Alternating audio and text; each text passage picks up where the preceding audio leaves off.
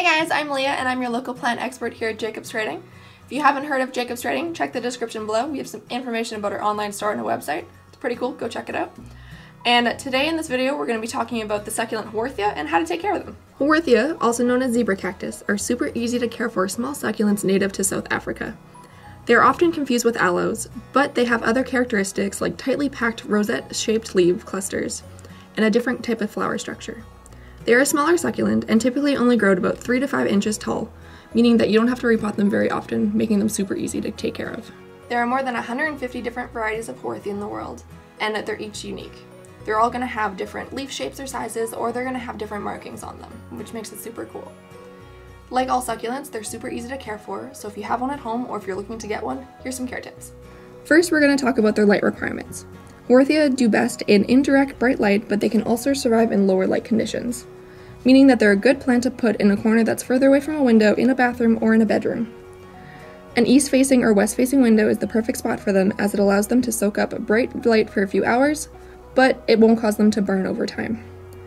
Although they can survive in low light conditions, over a long period of time it can cause them more harm as they can turn pale or grow really spindly, so you want to keep an eye out for that. The more light you give them, the faster and better they're going to look and grow. When it comes to soil, like any succulent, Haworthia require a lot of drainage, so using a succulent-specific or a cactus-specific soil is required. Normal potting soil holds a lot more moisture, which can cause rot over time if you accidentally overwater your plant.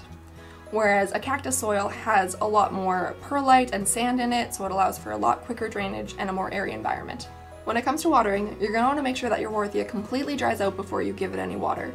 Typically, you can water it about once a week or every 2 weeks, depending on how humid your environment is. But before you do water it, make sure that you stick your finger all the way down into that soil and make sure it is completely dry before you give it any water, as they can be susceptible to overwatering and root rot, which will eventually kill your plant.